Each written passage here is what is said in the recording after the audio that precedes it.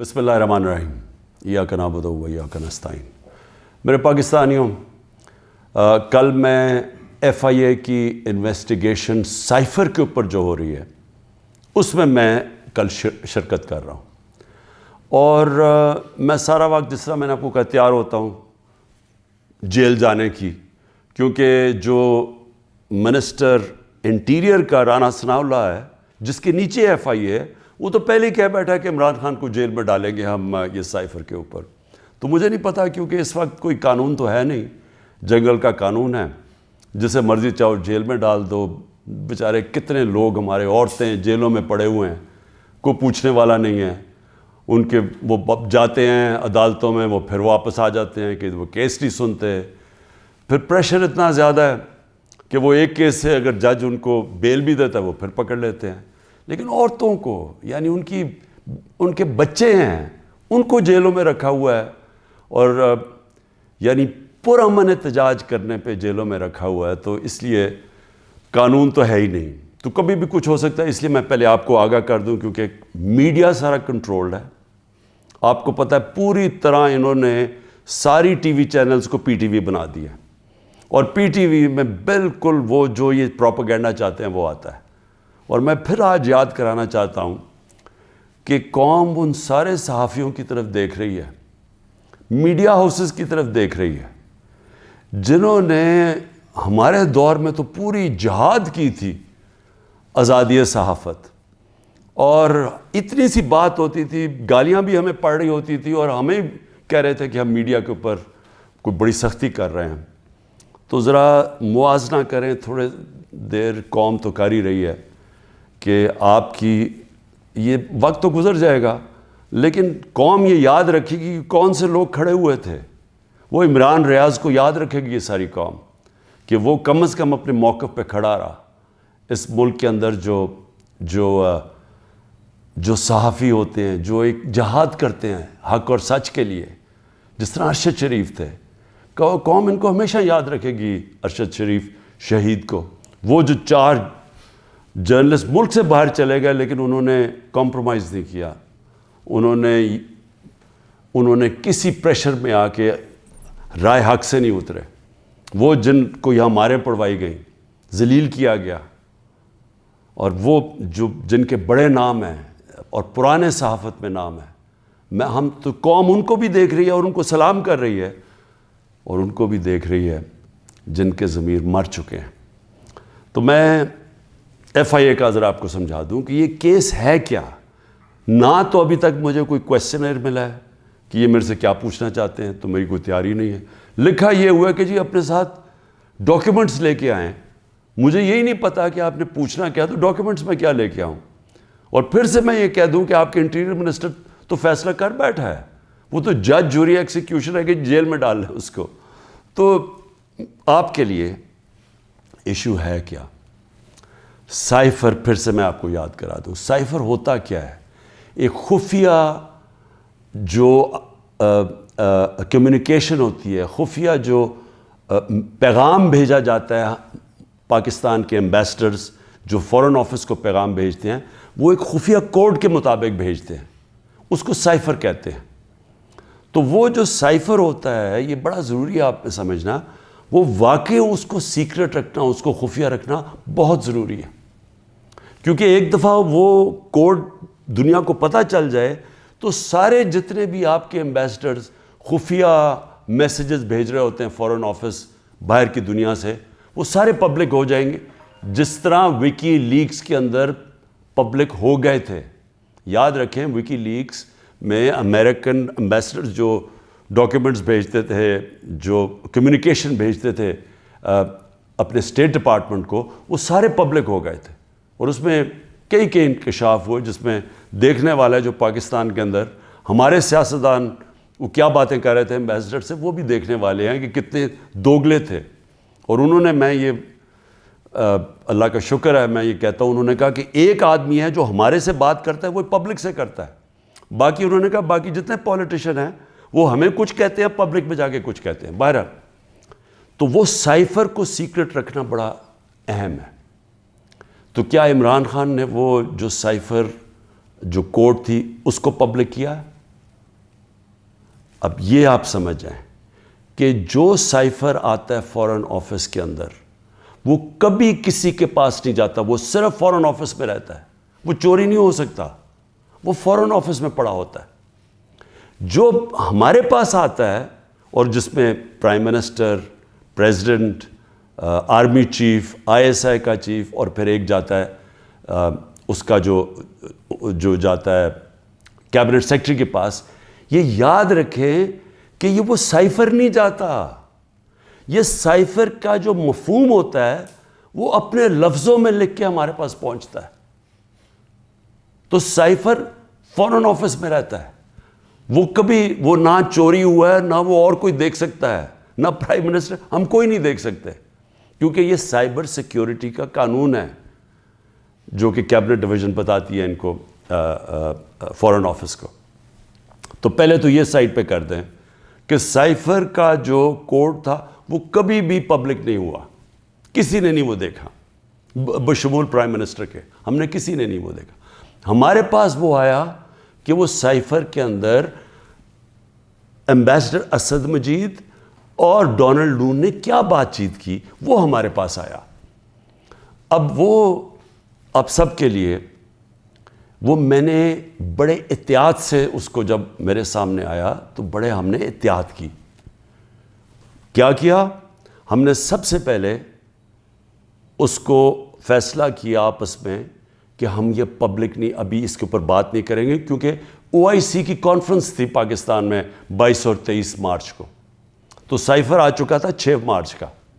ہم نے اس کانفرنس کی وجہ سے ہم چپ کر کے بیٹھے رہے کہ کیونکہ باہر سے منسٹر آ رہے ہیں اور شور میں جاتا ہے اس کا, تو ہم نے کہا ملک کو نقصان پہنچے گا.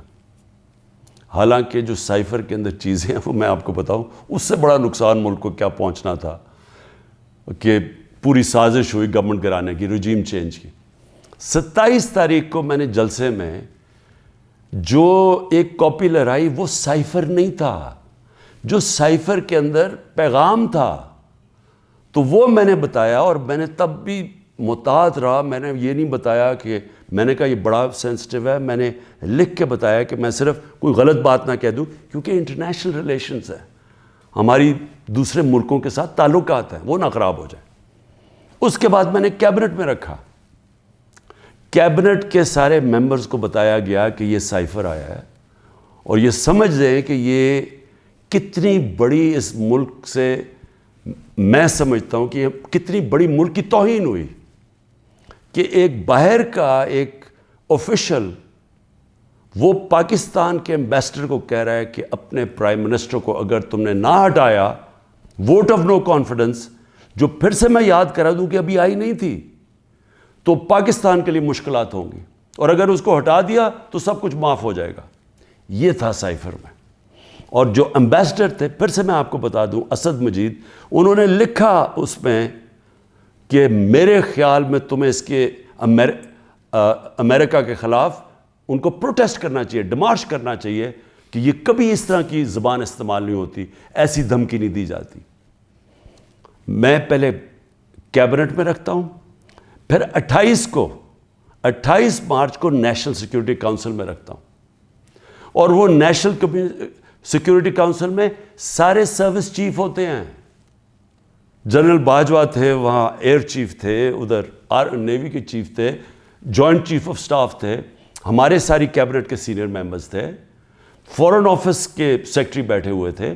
اور اس میں کیا فیصلہ ہوتا ہے کہ ہمیں جس طرح ایمبیسڈر اسد مجید نے ریکمینڈ کیا, ہمیں ڈیمارش کرنا چاہیے, ہمیں امریکہ کو پروٹیسٹ کرنا چاہیے کہ یہ آپ نے ہمارے اندرونی معاملات میں مداخلت کی.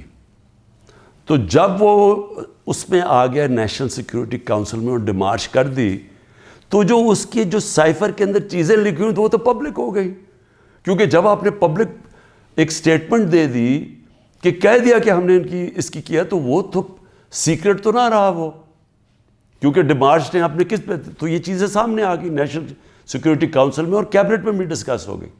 اس کے بعد پارلیمنٹ کے اندر ہم نے ان کیمرہ سارے اپوزیشن لیڈرز کو بلایا کہ آپ کو پتہ ہونا چاہیے کہ کس طرح کی پاکستان میں توہین ہوئی.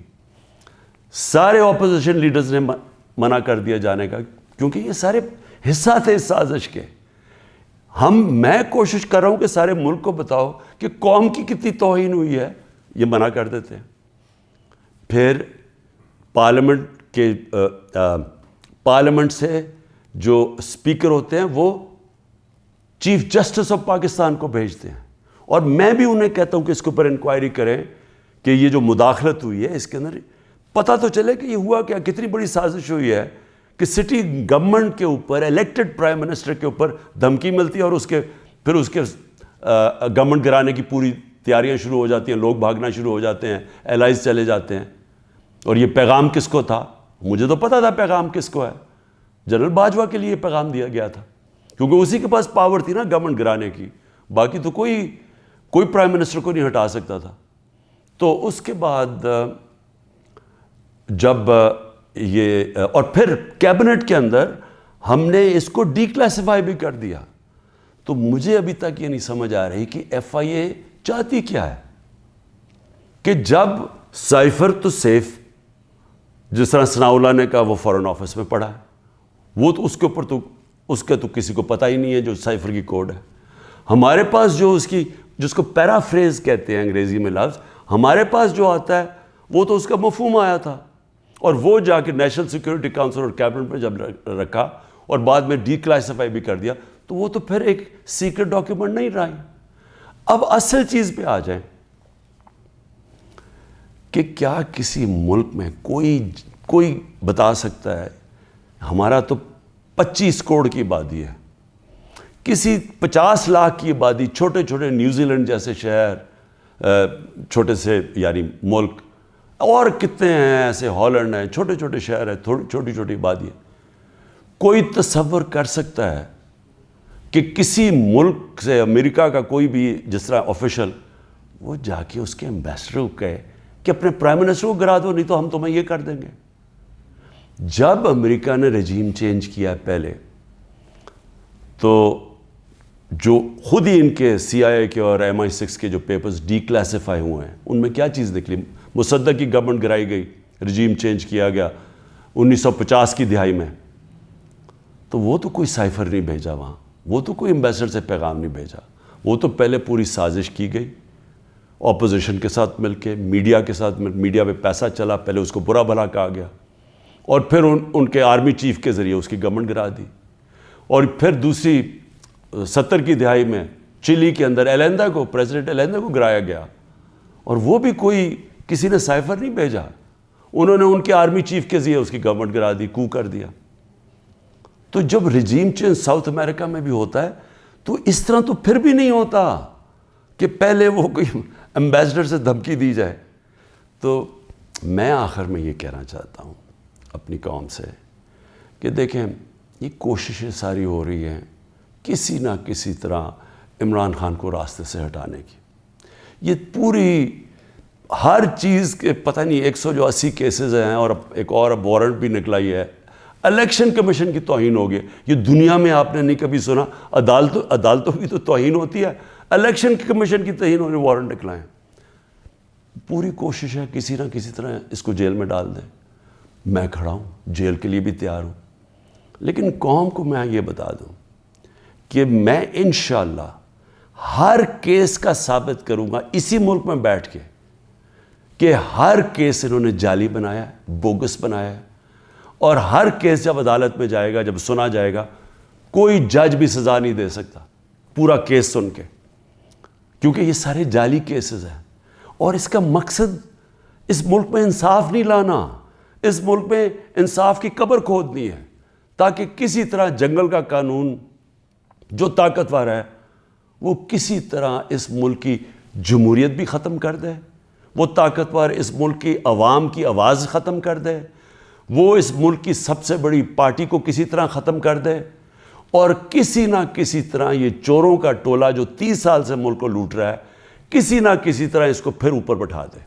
یہ ہے ساری گیم. پاکستان زندہ باد.